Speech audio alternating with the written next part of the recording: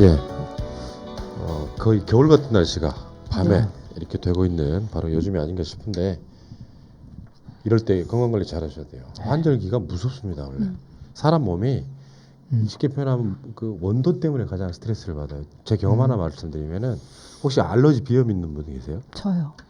알러지 비염이 가장 취약적인 게 원도에 대한 알러지예요. 그러니까 그 겨울에 따뜻한 방에 있다가 밖에 나오면 재채기하는 이유가 온도 차이. 그리고 여름에 에어컨 안에 있다가 밖에 나가면 그런 차이들 때문에 재채기를 해요. 그러니까 알러지라는 게 온도 알러지라는 게 있더라고요. 네. 그 경험해 보셨어요? 네, 저는 뭐 한절기나 이럴 때 늘상 알러지 약을 먹고 지냅니다. 근데 알러지 약은 약간 좀 화학적 느낌이고 음, 그 고용량 비타민 C가 효과가 있더라고요. 저는. 네. 그러니까 고용량 비타민 C를 꾸준히 먹으면은 네. 재채기는 거의 잘 안 하는 편이 돼요. 근데 그거를 꼭 챙겨서 먹기가 제가 의외로 그게 안 되더라고요. 그게 안 보이시는데. 그러니까요. 굉장히 부지런하고 막 규칙적일 것 네, 같은데. 근데 그게 지속적이지가 못해서. 집에서는 청소도 안 하고 사시나 보다. 맞아요. 그냥 찔렀는데.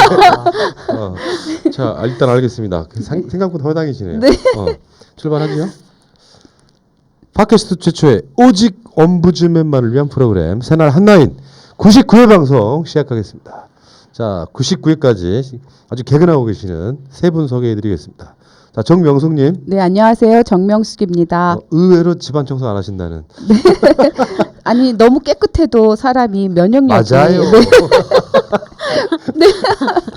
그 아파트 단지에서 아이들이 흙놀이를 안 하면 오히려 면역력 떨어진다는 네. 게 분명히 있어요. 좀 네, 적당히 더럽게 사시기 바랍니다. 맞습니다. 예. 자, 그리고 커트님. 네, 안녕하세요. 커트입니다. 뭐 네. 알러지 비염 이런 거 없죠? 네, 저는 청소를 너무 열심히 해서 알러지가 있는 것 같습니다. 정 반대로 보면 되는데 이게 역시 겉모습뿐만은 이렇게 뭔가 평가가 안 되는 네. 거고요. 자, 다음에 볼메 임지님. 안녕하세요. 볼메 임지입니다. 예, 어때요? 청소. 청소 솔직히 말해봐요. 안 좋아요. 의외로 남자들이 깔끔 도는 사람들이 되게 많고 네. 여성분들이 좀 털털한 분들이 꽤 있더라고요. 근데 그게 일종의 너무 깔끔 떠는 것도 질병이라는 이야기 있었어요. 약간 좀 그게 강박증 같은 거라고. 뭐 심각한 질병은 아니겠지만. 저는 청소하는 거 군대에서 배웠어요. 아. 네, 군대에 가서 하루에 막 5번도 청소하고 그러니까. 네. 야, 진짜 군대 쪽 생각나니까 갑자기 또 하고 울컥하네. 왜 이 리무반에 있잖아요. 네. 점호할 때 진짜로 우리 때도 그랬다니까요. 이게 네네. 어느덧 긁어가지고 먼지 네. 좀이라 나오면 네. 기아 뻗고 막. 그 양반도 또 짬밥이 있으니까 어딜 긁으면 먼지 나온다는 딱 아니까 그죠. 네. 딱 각 잡아놓고 다 준비해야 되는 그 네. 청소가 몸에 배면은요. 특정 시점까지는 집안에서 청소를 안 하고 살 수가 없어요. 근데 그런 점이 좋고 여성분들도 군대 가서 한번 청소를 배웠다가 오시기 바라겠습니다. 자, 새날 한나인 99회 방송. 야, 다음 주 대망의 100회가 되겠네요. 네. 자, 출발하겠습니다.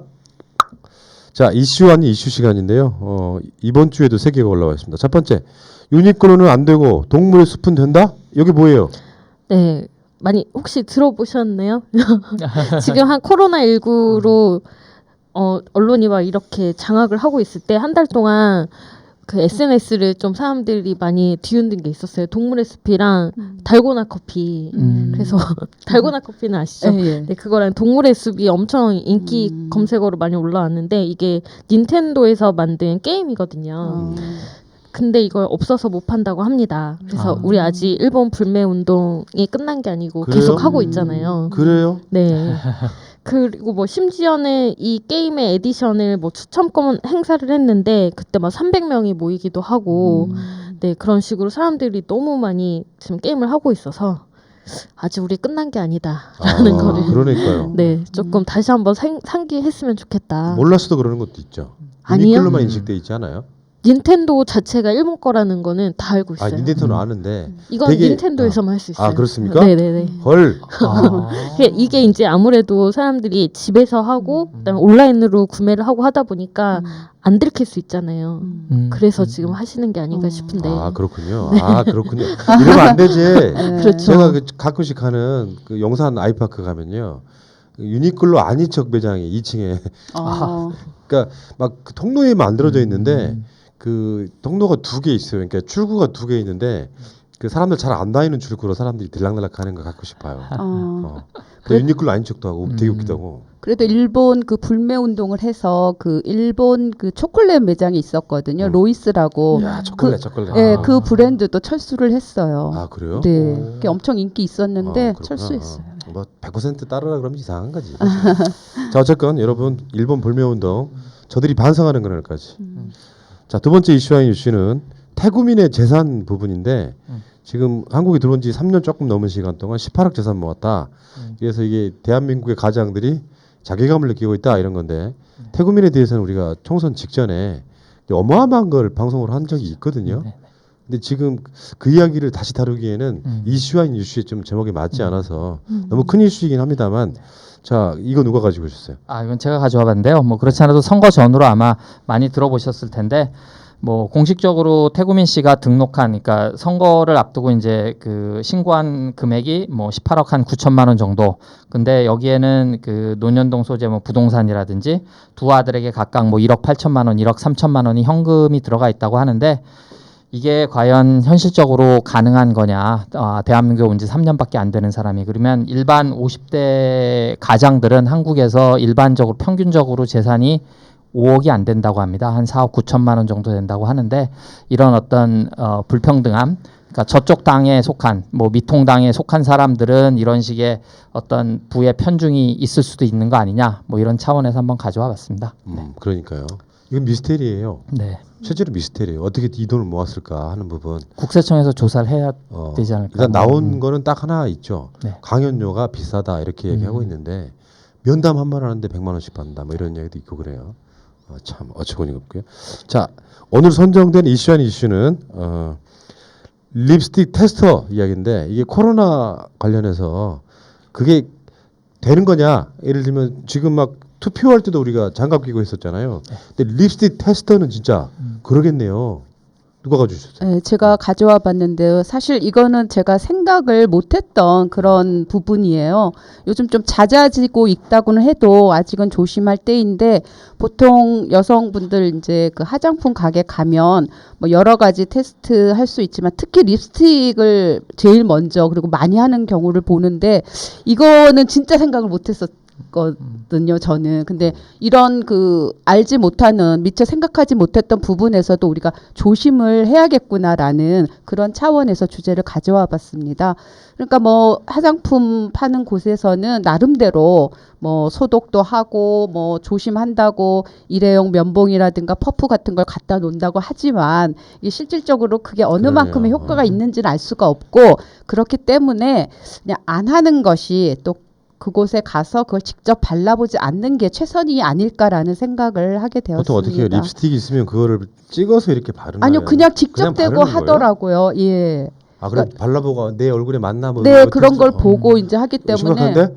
예, 그러니까요. 그러니까 그거는 미처 저희가 생각을 못했던 부분인 것 같아서 지금이라도 혹시라도 그랬던 경우가 있었으면 조금 조심하는 게 낫고 아예 조심하려면은 그냥 가지 않으시는 게. 야, 그 입술에 침으로 이제 그렇죠. 감염되는 게 코로나인데 네. 야, 이건 생각지도 못했네요, 진짜. 네네. 그리고 뭐 평소에도 이렇게 보면 그거를 뭐 면봉으로 긁어내고 새로 바르고 뭐 이렇게 하는 경우는 제가 못 본 것 같아요. 그냥 거기 있으니까 가서 뚜껑 열고 발라보고 그게 일상이었기 때문에 조금 더 조심하시면 좋겠다 싶습니다. 알겠습니다. 네. 립스틱. 야. 저희가 생활방역 체계로 이제 넘어간다고 하는데 뭐 네. 이제 질병관리본부에서 뭐 자세한 이제 규칙도 또 나오지만 이제 뭐 그런 것에 여기도 이제 이런 사항들도 이제 포함이 돼서 네. 우리가 코로나 이전과 이후로 뭐 생활 습관도 많이 바뀔 것 같네요, 정말. 네. 립스틱 지금 바르고. 조심들 하시자고요. 네. 자, 알겠습니다. 이슈 아닌 이슈였습니다. 자, 이메일들이 많이 와 있는데요. 길기도 하고 여러분들 차분하게 한번 들어보시기 바라겠습니다. 네, 마틴 권님의 이메일입니다. 이분 뉴욕에 계시는 분이세요? 네. 네. 푸나님 그리고 신비님 두 분 그동안 수고 많으셨습니다. 기쁨과 감격이 함께 하셨으리라 믿습니다. 혹시 남몰래 소리 높여 엉엉 우시지는 않으셨는지요? 혹시 그러지 못하셨다면 지금이라도 가슴에 쌓아두었던 모든 감정들 아끼지 마시고 속 시원히 토해내십시오. 당신들 옆에 서 있을게요. 그리고 그 마음 들어주고 안아드릴게요. 많이 지치셨을 텐데 조금 쉬시고 님들 같은 분들이 계셔서 대한민국은 전진할 수 있었고 대한민국은 깨어 있을 수 있었다 생각합니다. 그동안 우리의 조국 대한민국을 위해 대단한 헌신을 하셨습니다. 4.19, 5.18 그리고 87년 민주항쟁이 역사의 대물결 위에 현저히 존재했었다면 님들의 그동안의 애타는 외침과 목마름은 우리들 개개인의 마음속에 잔잔한 물결로 자리 잡아 왔습니다. 그 물결의 모임이 이번 선거 승리의 한 커다란 목이었을 거라고 확신합니다. 그동안 대한민국 악의 세력은 너무나 크고 견고하게 긴 세월 대한민국 곳곳에 기생해 왔습니다. 이런 의미에서 님들은 여기서 멈추시리라 생각하지 않습니다. 운명입니다. 여러분은 대한민국의 진전을 위한 삶을 위해 이 땅에 태어나셨습니다. 노무현 님이 이 땅에 오셨다 간 것이 대한민국을 위한 그분의 운명이었듯이 말입니다. 머지않은 시간 안에 곧 또 다른 위험과 험난한 과제가 다가오리라 생각합니다. 그 이유는 아직 대한민국 국민의 현상과 사물에 대한 인식에 있어 그 성숙도가 그리 높지 못하다는 이유에서입니다. 즉 아직 사고의 객관성과 독립성에 있어 성숙도가 결여되어 있기 때문이라 생각합니다. 그 원인으로 지금 우리 사회에 만연돼 있는 극렬한 이기주의 사상이 그중 하나가 아닐까 생각합니다. 게다가 과거 독재가 악의적으로 만들어낸 지역주의와 이념의 편향으로부터 헤어나오지 못하는 독재의 피해자라 할 수 있는 무지한 인민들이 아직 구석구석에 존재해 있는 것도 이유 중 하나가 아닐까 생각합니다. 이런 의미에서 인식의 성숙도가 상향 평준화되어 집단 이성화의 단계로 가려면 즉 독재의 유산이 어느 정도 소멸되기까지는 지금으로부터 최소한 20년은 걸려야 되리라 생각합니다. 결국 그때까지 악마들의 잔머리는 대한민국 전체 구석구석에 잔재해 있으리라 생각합니다. 그때까지 여러분의 임무는 끝나지 않습니다. 계속 타는 목마름으로 남아주십시오. 대한국민들은 여러분을 필요로 합니다. 여러분의 멈춤을 거부합니다. 영원한 대한민국의 번영을 위한 여러분들의 땀과 애쓰심에 그리고 정열에 무한한 존경과 응원을 보내드립니다. 오늘의 환희와 결실이 있기까지 그동안 너무너무 수고 많이 하셨습니다. 감사합니다. 그러나 악마는 아직 우리 곁에 움츠리고 있음을 잊지 말아 주십시오. 뉴욕에서 MK 드림. 예, 뉴욕에 계시는 마틴 권님이요. 채널에 굉장히 오래된 애청자십니다. 오랜만에 그 총선 압승에 예, 감격하셔가지고 좋은 메일 보내주셨고요. 틀린 말씀 하나도 없는 굉장히 명문장이었습니다. 고맙습니다. 넘어가겠습니다. 네, 이준봉님 메일입니다.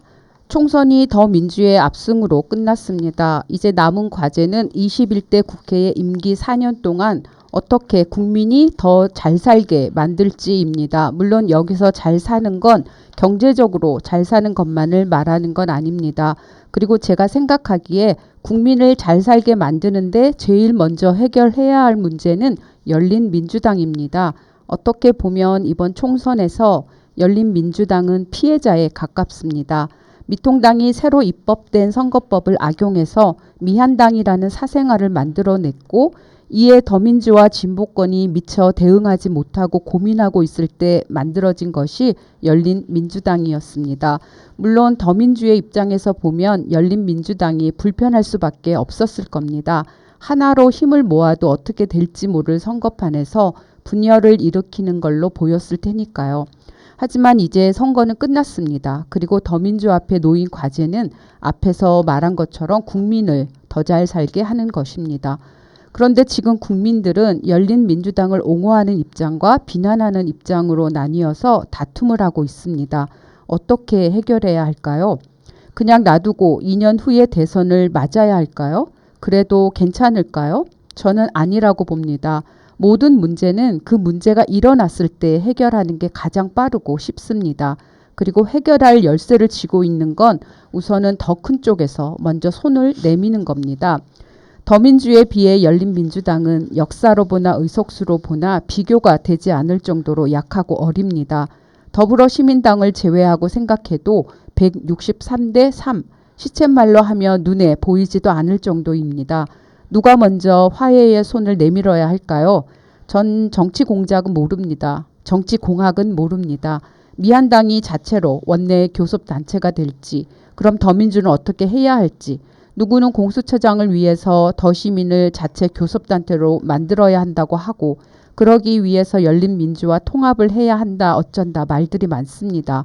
무엇이 더 좋은 방법인지는 더민주분들이 잘 알고 계시리라 믿습니다. 또는 현명하신 국민들이 많으니 좋은 의견들을 많이 내주시겠죠. 하지만 제가 확신하는 한 가지는 더민주에서 먼저 손을 내밀어 열린민주당을 안아야 한다는 겁니다. 얼핏 보면 얼마 안 되는 지지를 얻은 열린민주당. 그렇지만 열린민주당을 지지해준 분들은 아마 모두 지역 투표에서는 더민주를 지지했을 겁니다. 어차피 더민주 지지하는 분들이니까 그냥 놔둬도 된다고 생각하신다면 그건 20대 때 전라도 지역을 떠올리게 되는 결과로 이어질 수도 있습니다. 형과 아우가 싸우면 잘잘못을 떠나 형이 먼저 화해의 악수를 청하는 게 보기에도 좋고 멋있습니다.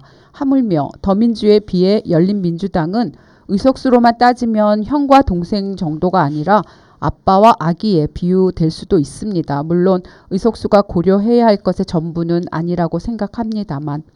그런데 절대 합당은 없다 하는 식으로 종결지어버리고 내부적으로 보이지 않는 분열의 불씨를 안고 가면 누가 좋아할까요? 더민주를 지지해준 국민들이 좋아할까요? 아니면 열린민주당을 응원하는 국민들이 좋아할까요? 보나마나 조중동이나 미통당에서나 좋아하겠죠. 그들이 좋아하는 걸 왜 굳이 하려고 하시나요? 첫 투표에서부터 지금까지 30년이 넘는 시간 동안 더민주를 지지해온 유권자의 한 사람으로 더민주에게 부탁드립니다. 열린민주당에게 손을 내밀어 악수를 청해 주십시오. 품에 안으십시오. 설령 열린민주당이 거부한다 해도 몇 번이라도 화해를 청하십시오. 열린민주당을 품에 안는 게 의석수 3석을 갖는 게 아니라 그들을 지지한 수백만 국민의 마음을 보듬고 상처를 치유하는 것이라는 걸 생각해 주시기 바랍니다. 예, 좋은 글이셨고요. 이준봉님은 또 금요일 날 기본으로 돌아가자라는 메일을 또 보내주셨는데 시간 관계상 그 메일을 소개해드리는 건 그렇고 어쨌건 이 내용에서 보면은 원칙적으로 틀린 말씀이 없다고 생각이 들긴 하는데 정치 행위라는 게요 특정 타이밍이 있고 명분이 있거든요. 그런 시점이 되면은 서로 자연스럽게 합쳐지지 않을까 이렇게 생각을 하고 지금 당장 선거 끝났으니까 들어와 뭐 이렇게 하기는 좀 현실적 어려울 거라고 생각이 들고 지금부터는 이제 서로에게 상처가 되는 말을 좀 자제해야 되는 기간이라고 생각이 들거든요. 선거 때는 무슨 말 못하냐 이렇게 할 수도 있는 거겠지만 선거가 끝나고 나서까지 계속 지지고 볶고 싸우는 건 다수 지지자들이 원하지 않는 모습이라는 말씀 꼭 드리고 싶어요. 자, 이준봉님 메일 감사합니다. S팡님, 살떨리는 태영호에 대한 의문. 새날 관계자님 앞 연락할 방법이 없어서 이곳을 통하여 몇 자 적어 보냅니다. 해외에 거주하는 교민입니다. 시간이 날 때마다 유튜브를 통해 새날을 즐겨보고 듣고 있습니다. 그리고 때로는 북한 자료를 볼 기회가 있습니다. 물론 새날에서 제공하는 왈가왈북도 진지하게 경청을 합니다. 왈가왈북은 새날에서 제공하는 게 아니고요. 그렇죠. 네. 그러나 최근 이상한 현상이 발견되었습니다. 최근 서울 강남 갑구의 21대 국회의원 야당 후보로 출마한 태영호에 대한 비난 기사가 북한 자료에서 싹 없어졌습니다. 그전까지는 태영호와 그의 처 그리고 그의 경력 등에 대하여 험한 비난을 해왔고 심지어는 그의 부모들이 북의 공개 동영상에 나와서 자식인 태영호와 며느리에 대한 잘못을 지적하며 북한의 용서를 빌고 다시 돌아오라는 구구절절한 내용을 전하기도 했습니다. 태영호의 후보 등록 후부터는 태영호의 모든 자료가 순간적으로 모두 없어지고 현재는 남아있는 것이 단 하나뿐인 자료로서 인권과 거짓에서 세상을 웃기는 서푼짜리 광대 이 동영상만 남아 있습니다. 유튜브에도 같은 내용의 동영상들이 있었는데 모두 없어지고 세상을 웃기는 서푼짜리 광대라는 제목의 영상만 남아 있습니다. 저의 상식으로는 도무지 이해가 되지 않습니다. 혹시 북이 이번 선거에서 태영호 낙선으로 활용되는 자료로 사용되는 것을 차단하기 위해서 그를 삭제한 것이 아닌지 하는 의문이 듭니다.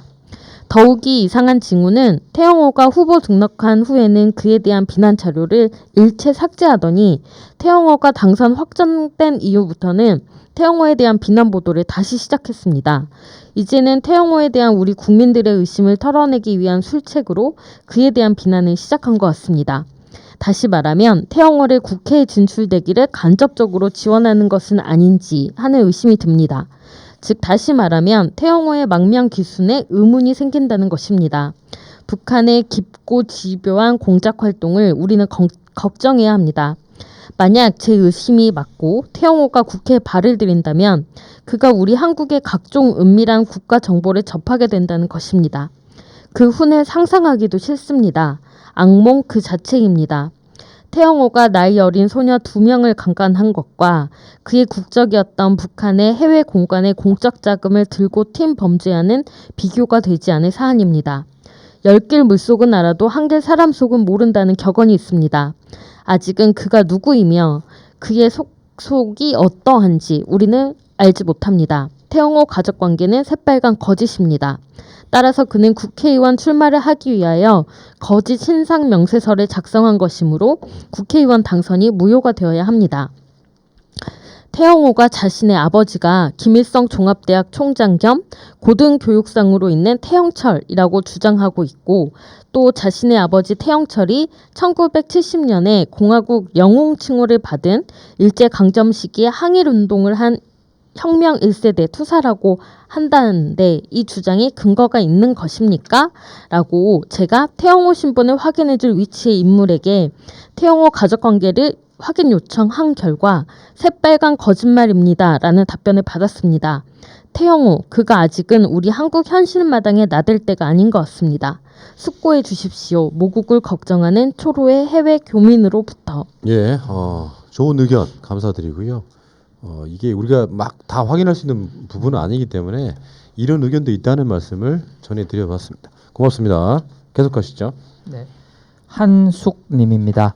미국 재난기금 100인에게만 주로 지급한다라는 것은 사실이 아닙니다. 팟빵 4395편에서 한 패널분이 미국 재난기금 100인 위주로만 준다고 미국 교포에게서 들었다는데 사실이 아닙니다.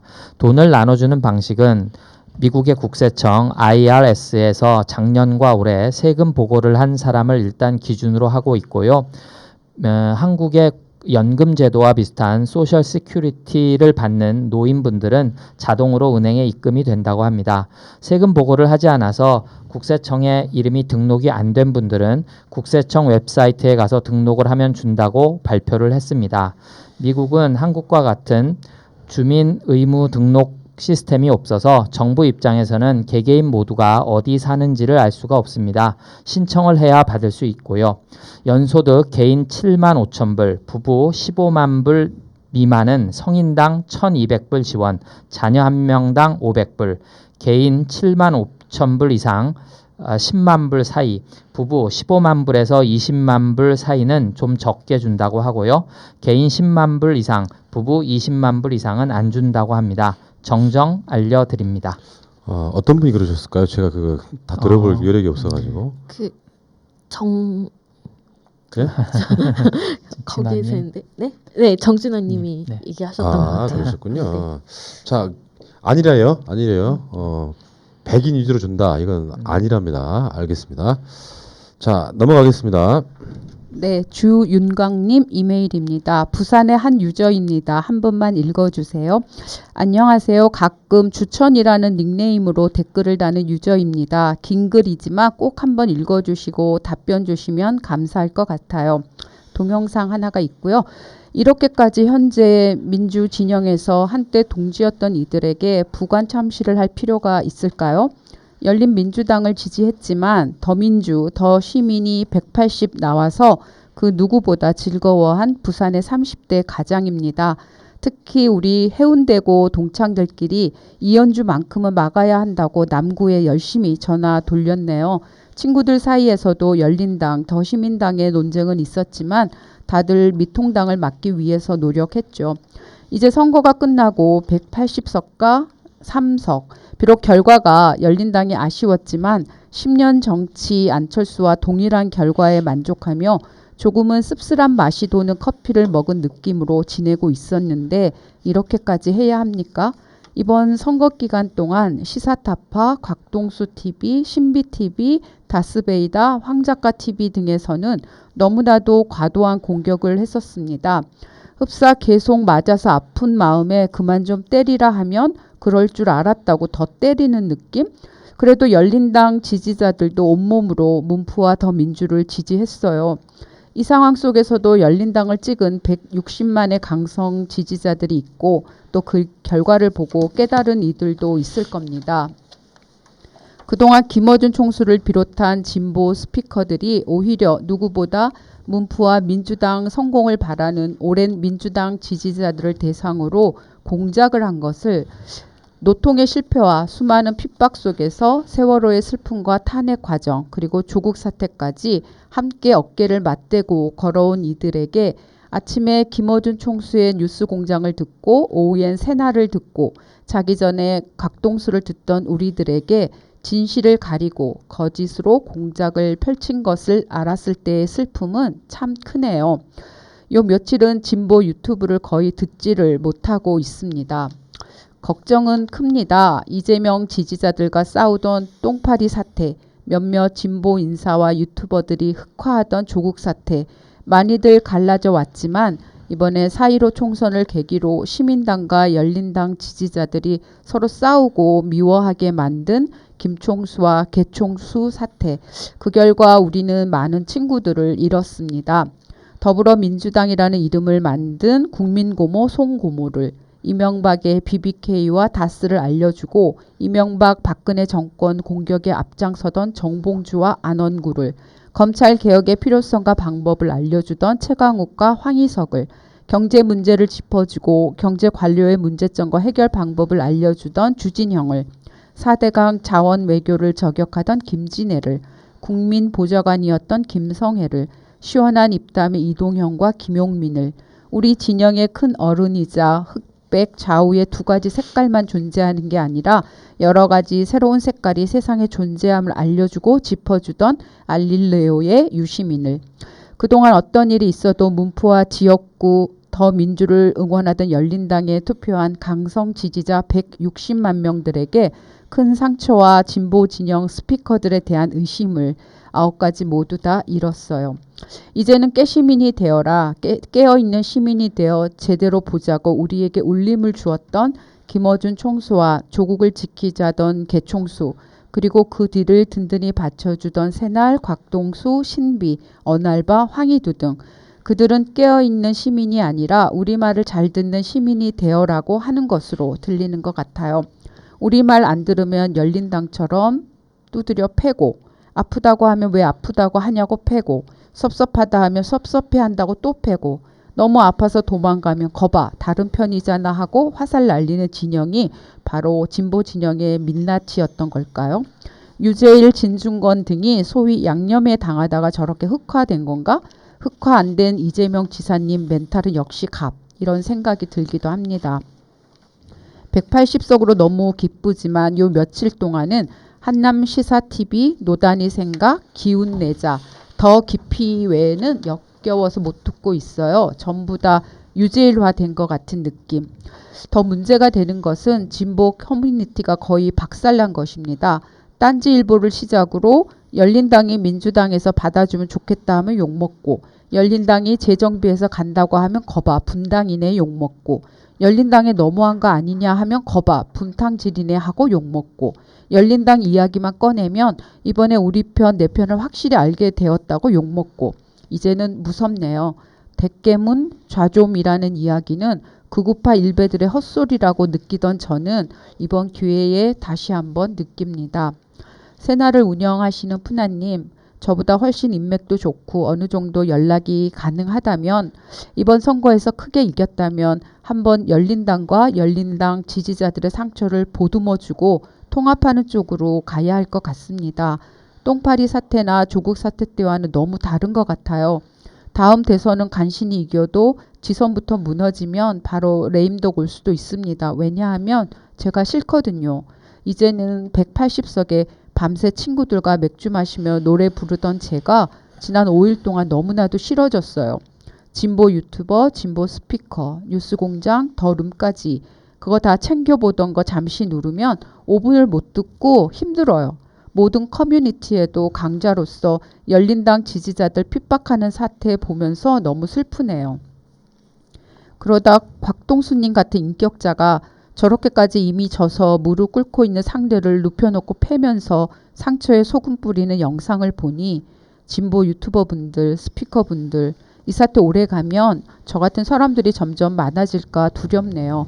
원래 제가 아버님이 호남 분이시고 친가 친척들은 전부 호남에, 어머님이 서울 분이시고 외가 친척들은 전부 서울 경기도에, 저는 부산 출신이고 부산에서 살고 있고 와이프는 포항 출신, 친동생이 포항 현대제철에 다니고 있어서 지역별 민심에 그 누구보다 민감한데도 이번에 처음으로 전 지역 친지들에게 투표 독려했었답니다. 이제는 그럴 필요도 없고 그러기도 싫은, 모든 진보 스피커는 진실을 알리고 깨어있자고 하는 게 아니라 그저 우파 유튜버들과 똑같이 한쪽 진영을 무조건적으로 방어하고 상대 진영을 무조건적으로 까기 위한 목적으로 다 같이 움직이는 건가 하는 그런 의구심이 들기 시작하네요. 마지막 부탁입니다. 180석이나 가진 거대 여당으로서 상처 입은 열린당 후보님들과 열린당 지지자들을 품고 갈 수는 없나요? 적어도 김총수, 개총수, 김홍걸만큼은 액션을 해주었으면 좋겠는데 오히려 없는 셈 치고 더 공격하겠죠. 이번 결과 보고 느낀 점은 정의당을 이해했어요. 그동안 얼마나 민주당과 그 지지자들이 잔인하게 했을지. 제발 열린당과 열린당 지지자들, 열린당 지지 스피커들의 다친 마음을 껴안고 가길 바라며 함께 180석 만들기 위해 노력한 지지자들의 상처에 이렇게 소금 뿌리는 행동만큼은 안 했으면 좋겠습니다. 달밤에 너무 우울하여 보내봅니다. 혹시나 연락이 되면 연락 좀 주시고 매일 읽고 또 답장이라도 좀 부탁드립니다. 예, 이런 분들이 많으시죠. 제가 그것 때문에 한번 밤에 혼자 방송도 한 적이 있는데요. 제 결론은 그런 거예요. 태도만 보면 상처 많이 받았을 것 같고 아플 것 같은데 의도를 보면 의도는 크게 다르지 않아요, 서로가. 결국 문재인 정부의 성공이었는데 그 방식이 서로 좀 매운맛이냐 또는 뭐 여당 이주냐 이런 차이가 있을 것 같은데 이런 상처 받으신 분들이 지금 오늘 또 매일 보면 많으시잖아요. 충분히 이해하고요. 근데 어쩌면 제가 그 방송에서도 그런 표현을 좀 썼긴 했습니다만 선거철에 서로가 과몰입이었던 측면이 있어요. 나는 그렇게 과열되는 걸 싫어하는 과거든요. 여기서 뭐 새날도 이야기를 하셨는데 그렇게 방송하셨던 분들도 의도가 나쁘다고 생각하지는 않습니다. 그러니까 어떤 확정되게 어떤 그 선거 결과를 알고 있는 상황이 아니었기 때문에 이러면 뭐 상태가 나빠질 수 있다라고 하는 생각, 그런 전략들이 뻔히 다 알고 있으면서도 열린민주당이 표를 더 많이 가져가면 더불어민주당이 일당도 힘들다. 뭐 진짜로 그렇게 저는 느꼈을 것 같지는 않고요. 선거라는 게 변수가 되게 많기 때문에 아무튼 상처 받으신 분들은 잘 추스리시는 게 중요해요. 한편으로 보면 가끔씩 이런 메일 읽다 보면 제가 느끼는 것 중에 하나가 어느 쪽이든 과몰입돼 있었던 건 맞아요. 그러니까 몰입이 적당히 하면 좋은데 제가 그 방송에 했던 이제 핵심의 요지는 그겁니다. 그래서 우리가 하려고 하는 요지가 뭐지? 저는 문재인 정부의 정권 연장을 위한 다리를 놓는 그런 선거 결과가 가장 중요했다고 생각해요. 근데 이게 과몰입이라는 게 뭐냐면 그 대의를 잊어버리는 거예요. 대의를 잊어버리는 거예요. 그래서 내가 지지하는 정당이 잘 되기만을 바라는 측면이 훨씬 더 강해져 버리면 본말이 전도돼 버리는 거죠. 그런 과몰입을 이제 벗어나실 때가 된 것 같고요. 상처를 받으셨던 분들, 뭐 우리 방송에 패널로 나오시는 분도 있지만 저는 이런 부분이 있다고 생각해요. 열린민주당 지지하신 패널도 있었고 더불어 시민당을 지지하는 패널도 있었죠. 근데 저는 이렇게 생각합니다. 제 생각대로라면 아예 그런 거 언급하지 마라고 할 수도 있어요. 근데 그러면 이제 새날에 막 악플이 쏟아져요. 이쪽 방송하면 그 악플, 저쪽 방송하면 그 악플인데 나름대로 견뎠던 이유는 일반적으로 가장 핵심 중에 하나인 분당 사태라고 생각하지 않았기 때문이에요. 분당이라고 생각했으면 바로 저격했을 거라고 생각이 드는데 아까 말씀하신 그 나열되어 있는 그 분들이 있잖아요. 그게 단순하게 분당으로 설명하기 어려운 굉장히 다른 측면이 있었기 때문에 좀 어렵다는 말씀드리고 어쨌건 힘들 내시고요. 이제 벗어날 때가 된 거라고 생각합니다. 그리고 결국에는 열린민주당도 합당을 통해서 한 가족이 되지 않을까 저는 이런 생각을 해봅니다. 상처 받으신 분들 정말 많으시네요. 자 넘어가겠습니다. 스페이스 올님 TK, PK 지지자분들께도 응원과 감사 인사를 전해주시길 부탁드립니다. 단 하루도 빼놓지 않고 민주시민의 확성기 역할을 해주시는 푸나님 및 패널 여러분의 노고에 깊은 감사를 드리면서 간단한 부탁 말씀을 올립니다. 21대 총선 결과를 보며 처음엔 저도 TK, PK 지역에 대한 환멸감이 몰려와서 혼자 분노하고 깊은 한숨을 내쉬었습니다. 하지만 제대로 된 국가를 만들고 싶다는 의지를 표현하신 그쪽 분들의 아픔은 얼마나 클까라는 생각을 하니 그쪽 지역에 계신 민주시민께 정말 감사드리고 거듭 감사드린다는 말씀을 전하고 싶어 이렇게 글을 적습니다. 이 감사의 인사를 방송에서 며칠간 계속 내보내 주시면 더욱 좋을 것 같아 부탁드려 봅니다. 물론 타 지역 민주진영의 지지자분들도 칭찬도 곁들여서 해주시면 더 좋겠습니다. 앞으로도 그 의지를 더욱 굳건히 하여 함께하자는 응원의 메시지를 전해주십시오. 정말 그 수고는 절대 헛됨 없이 값진 결과를 가져왔고 그 어려운 지역에서 노력해주시는 여러분께 정말 고맙습니다. 라는 감사 인사를 전하고 싶습니다. 뜬금없이 부탁드려 미안합니다. 추신, 인간은 누구나 자신이 가장 먼저이겠지만 칭찬은 고래도 춤추게 한다고 이러한 감사 인사를 드려야 그분들도 열패감에서 벗어나 새로운 추동력을 얻으리라 봅니다. 그리고 혹시 앞으로 당선인들의 메시지를 내보내실 때도 감안해 주십시오. 절대 당선인 자신의 공을 내세우지 말고 민주시민의 열망이 그만큼 컸기에 그 결과로 당선되었다는 메시지로 전환해 주시길 바랍니다. 몇몇 당선자들의 인터뷰 내용을 보면 정리 안 된 메시지들이 느껴지는 것이 거북해 드리는 말씀입니다. 투표 참여자들이 보람을 느끼고 자긍심을 갖고 다음에도 참여할 동력을 지금부터 불어넣어 주십시오. 온라인에 글을 올리는 것이 익숙하지 않아 이만 줄입니다. 양해 바랍니다. 감사합니다. 항상 건강하십시오. 앞으로도 잘 듣겠습니다. 새날의 스탠스는요 수년 동안 그거였어요. 사드, 성주, 김천 낙선되면 되게 많은 사람들이 공격을 합니다. 저 지역은 안 되겠다. 실제로 영남 지역의 득표율은 올라갔습니다. 당선자가 많이 안 나왔을 뿐이죠. 계속해서 칭찬해요. 그런 분들이 더 무럭무럭 민주시민으로 크고 있다.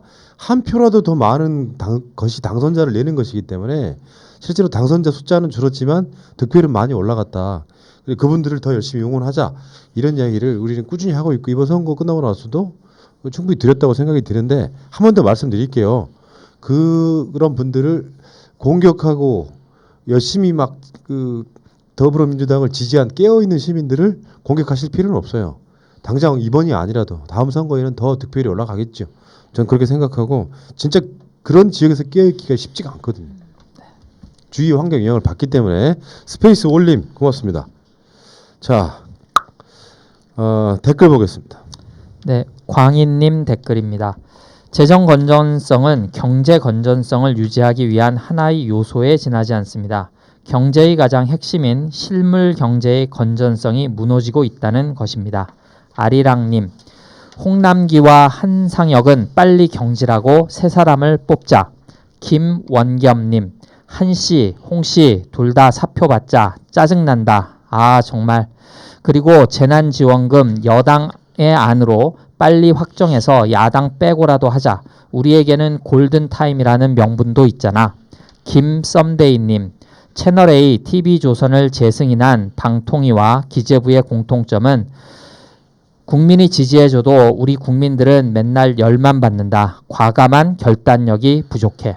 소감님, 구린내가 난다는 방통위와 검찰은 결국 스스로의 개혁이 아닌 해체가 정답이다. 릴리킴님, 오늘 두 적폐 언론 재승인이 조건부로 통과되었다니 뭐라 할 말이 없네요.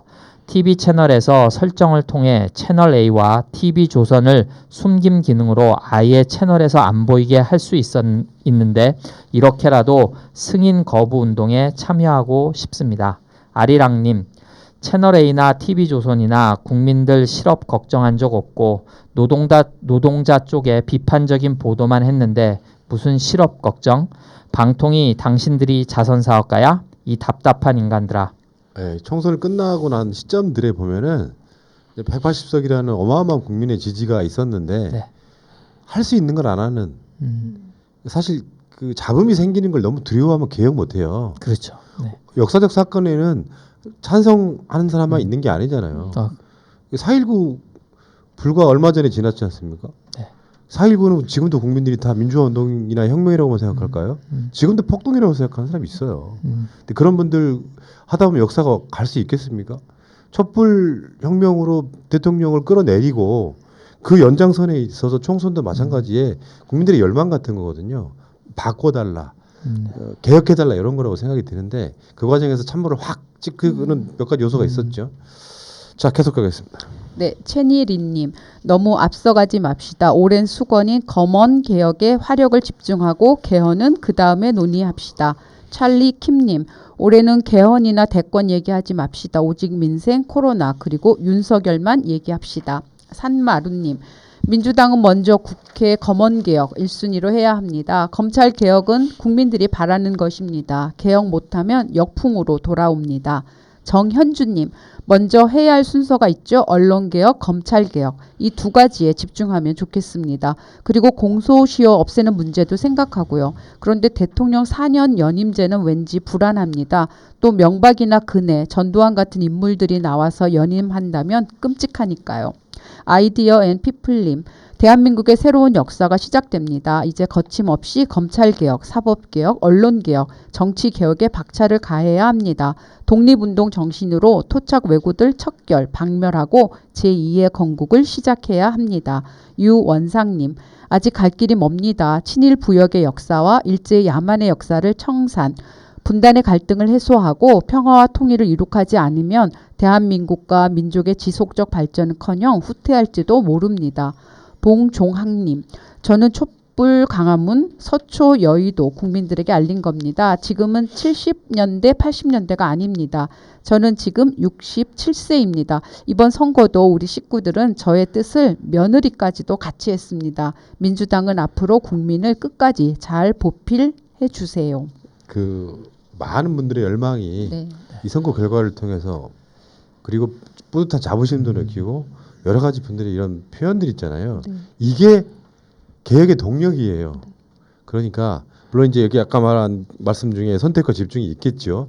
막 이것저것 다 해달라 하는 것보다는 하나하나씩 차근차근 4년 동안 잘했으면 좋겠다 생각이 듭니다. 자, 계속 가겠습니다. 토착 외구 박멸하자님 선거 끝난 지 일주일 된 거죠. 범진보 진영이 190여 석을 얻게 되어 엄청 행복했어요. 뜻이 맞는 친구들과 축배도 들었습니다. 아직 21대 국회가 개원할 때까지 40여일이 남았습니다. 우리가 할 일은 일하는 국회가 될 수 있도록 한 팀으로 뭉쳐서 응원하고 지지하고 당선자들 유튜브 채널 구독해주고 좋아요 눌러주고 댓글 달아주는 겁니다. 참고로 저는 현재 212개의 채널을 구독하고 있습니다. 야, 대단하시다. 대단. 저도 한 7, 80개 되던데. 또 하나 각자가 좋아하는 의원들 열심히 일하라고 후원금 준비해뒀다가 아낌없이 보내주는 겁니다. 민주주의 최후의 보루는 깨어있는 시민의 조직된 힘입니다. 개개인의 힘으로는 70년이 넘는 동안 구축된 수구 적폐들을 이길 수 없습니다. 박순천님 요즘 자주 웃습니다. 천군백군 운동회를 했는데 목 쉬어라 응원하고 이긴 후 그 기분입니다. 고슈바봉님 강한 민주당을 원한다. 선비 민주당을 원하지 않는다. 최강욱 의원님 화이팅.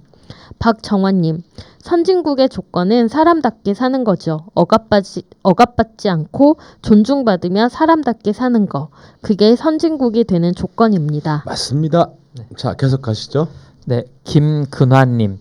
안녕하세요, 푸나님. 3년을 넘게 하루하루 새날 듣는 재미로 보냈지만 사는 게 힘들어서 부끄럽지만 한 번도 도움을 드리지는 못했네요. 죄송합니다. 매번 제 목소리도 내고 싶었지만 도움을 드리지 못했다는 마음에 차마 아는 척, 친한 척 하지 못했습니다. 새벽에 일 끝나고 용기 내어 말을 이어봅니다. 항상 감사합니다. 저는 울산 사는데 이번 큰 승리에 기쁨도 있었지만 여기서 민주당이 미통당보다 못하게 당선되는 것을 보니 답답합니다. 제 기준은 세월호입니다. 6년 전 그 충격과 허망함에 눈물도 흘렸어요. 저도 자식을 키우는 입장에 세월호 욕하는 나쁜 극우 세력을, 친일 세력을 몸서리치게 경멸합니다.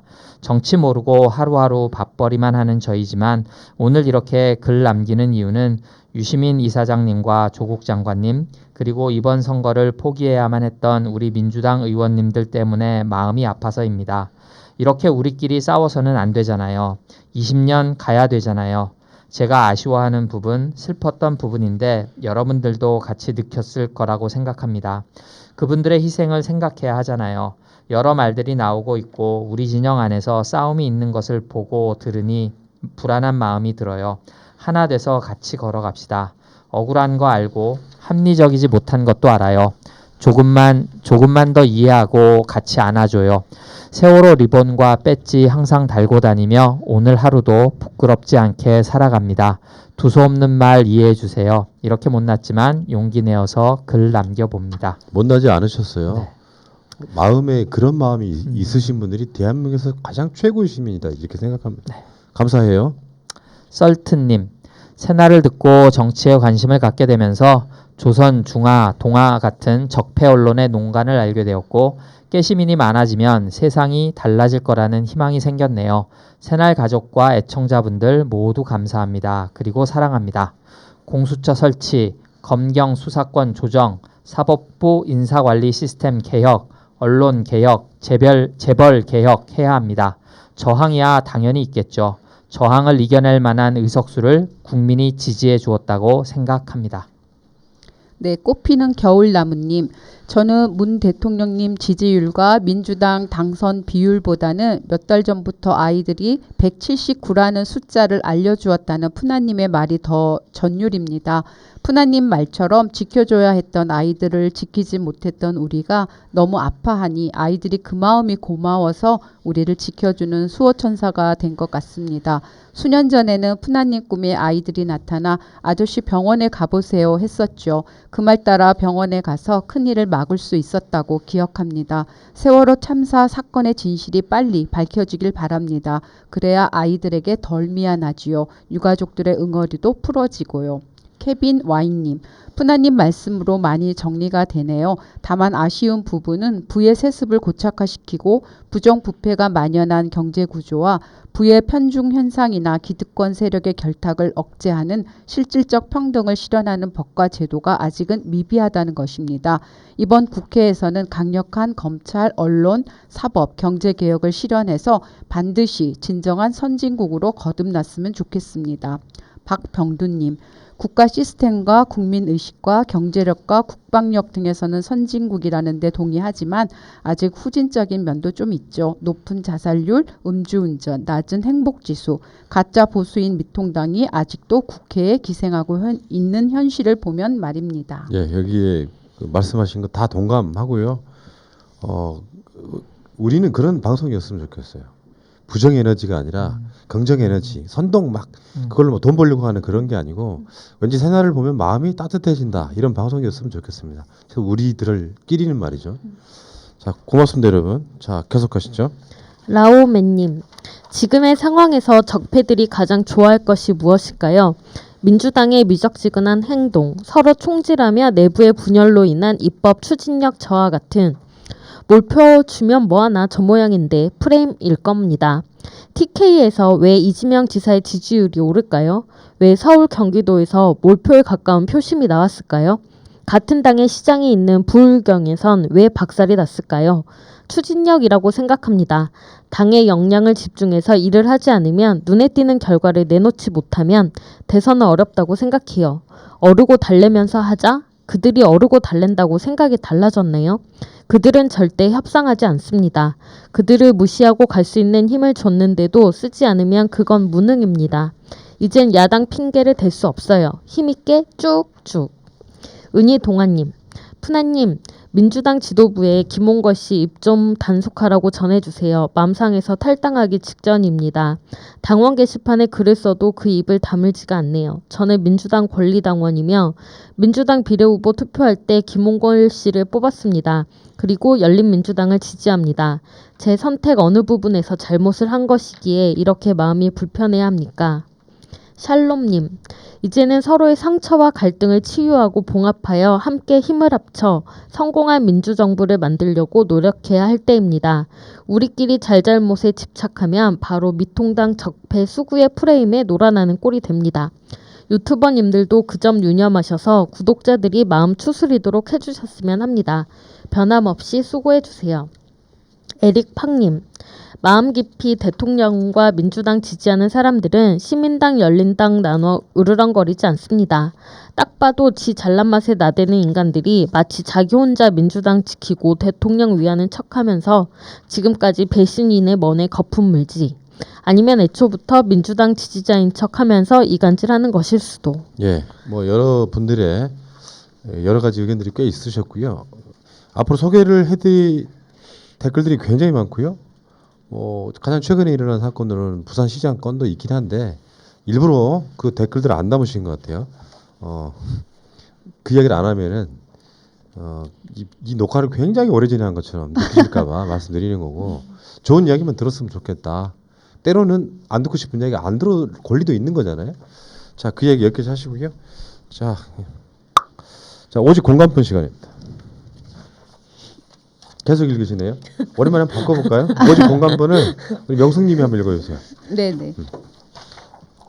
결혼 3년 차입니다. 우리 시부모님은 말씀이 너무 많고 아들 흉을 많이 봐요. 제 남편이 첫째인데 무뚝뚝하고 살갑지 못해요. 그래서 시부모님은 저만 보면 저 자식은 따뜻한 사람이 아니라고 흉보고, 시동생도 남편이랑 성격이 비슷한데 둘 다 와이프한테는 다정하고 따뜻하고 자상해요. 그렇다 보니 시부모님이 보시기엔 좀 거슬리는 부분도 있겠죠. 이해하는데 볼 때마다 자식 흉을 보니 저도 슬슬 짜증이 나더라고요. 처음에는 같이 웃어주다가 나중에는 네네 한계까지 왔을 땐 그냥 대꾸도 안 했어요. 자식 흉 보는 사람인데 며느리 흉은 더 심하게 보겠지라고 생각하니까 어느 순간 상대하기 싫더라고요.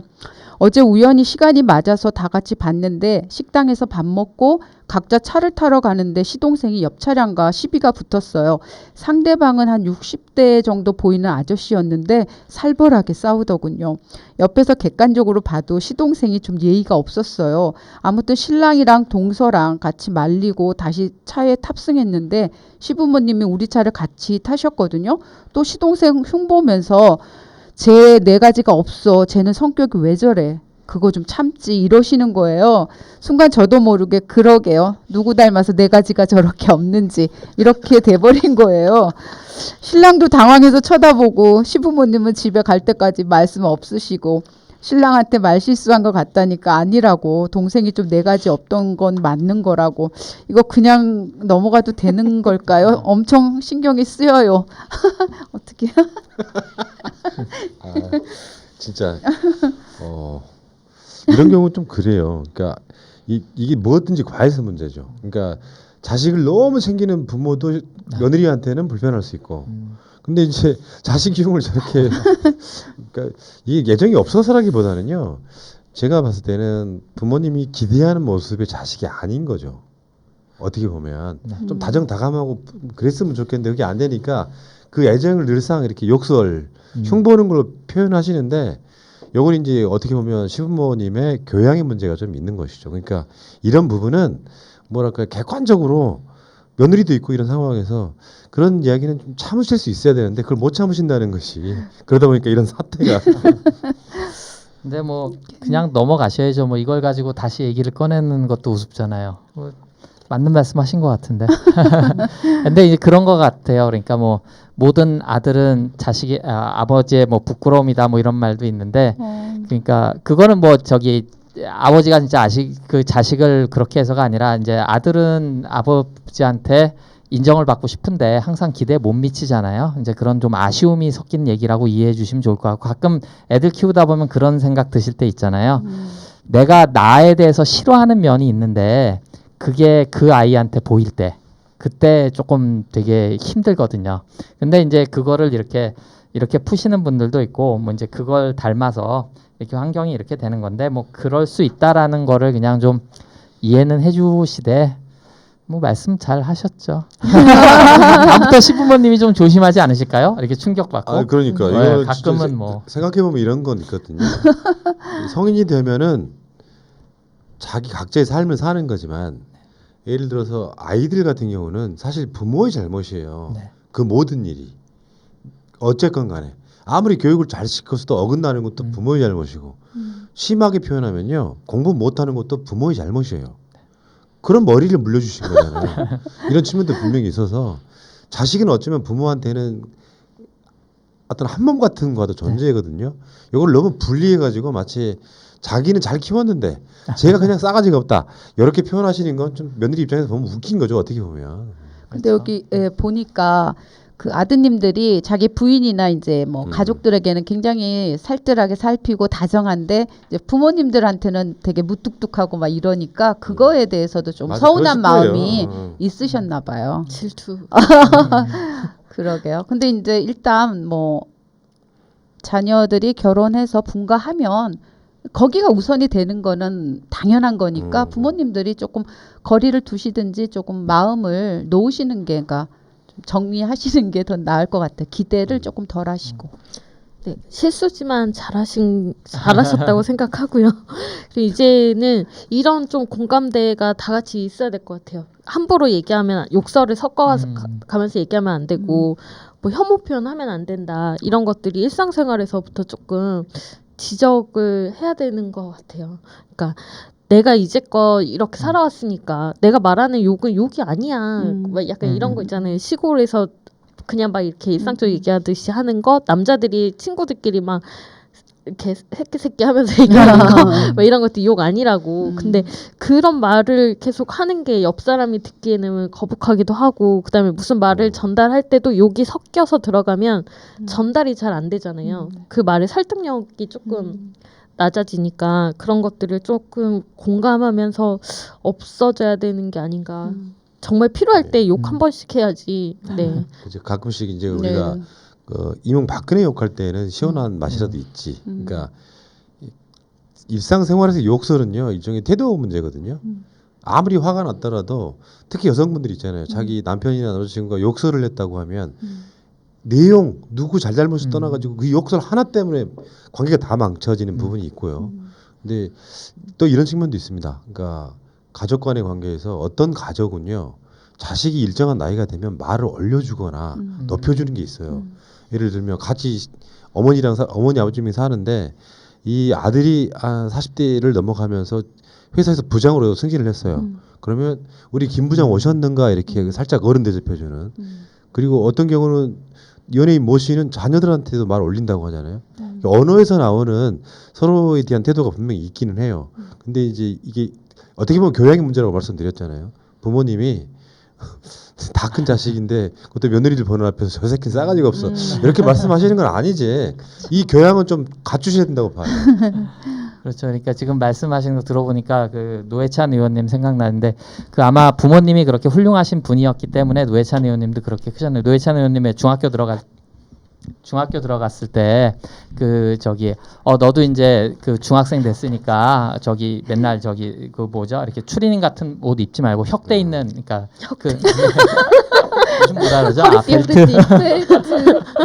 벨트 있는 바지 입으라고 했을 때 그 노회찬 의원님이 나도 이제 중학생이구나 나도 이제 한 어떤 아직 어리지만 이제 그렇게 대접받는 느낌 뭐 이제 그런 것들이 그런 트레이닝을 통해서 우리가 커가는 것 같아요. 그러니까 자식이 아무리 부족해도 그거는 결국 부모님의 탓이고 그렇다고 해서 이제 조금만 덧붙이면 마지막에는 하지만 거기에는 유통기한이 있다는 거. 자식이 부모를 탓하는 거는 자식된 입장에서는 분명히 또 내가 독립한 순간부터는 기한이 있다는 것도 같이 기억하고 태도를 좀 바꿔나가는 게 좋을 것 같습니다. 네. 네.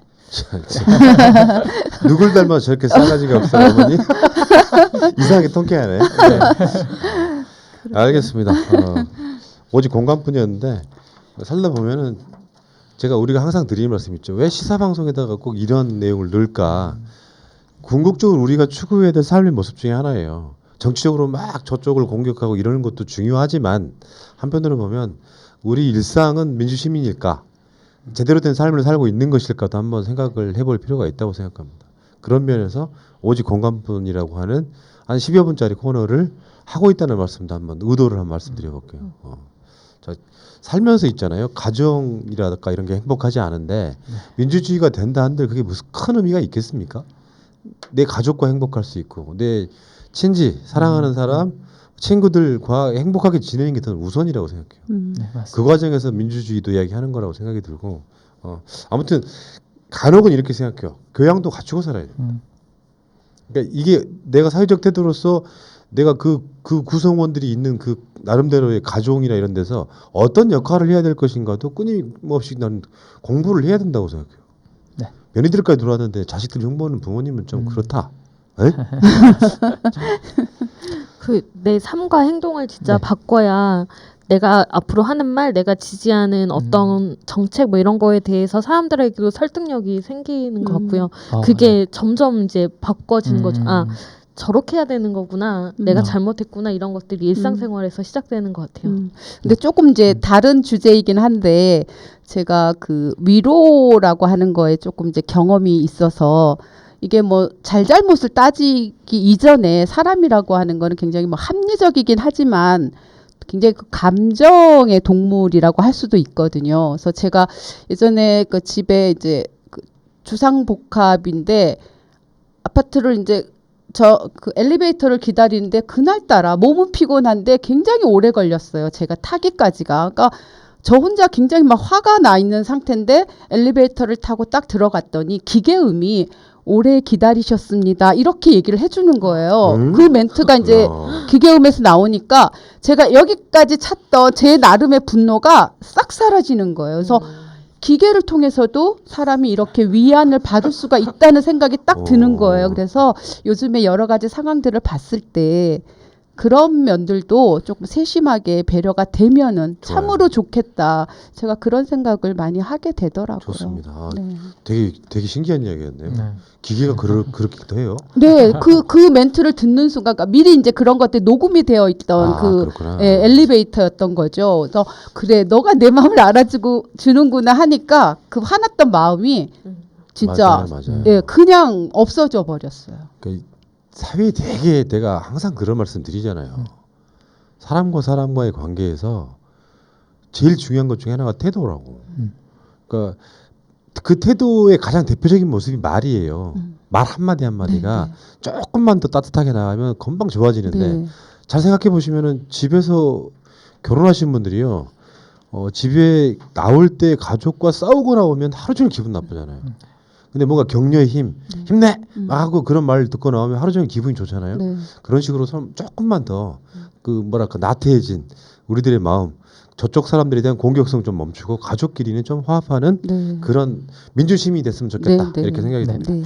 자, 오늘도 좋은 방송이었고 새날 한나인 99회 방송 마치고 다음 주에 대망의 100회 방송에서 뵙도록 하겠습니다. 고맙습니다. 감사합니다. 현재로 저들을 물리치자. 바이러스에게는 마스크가 없다.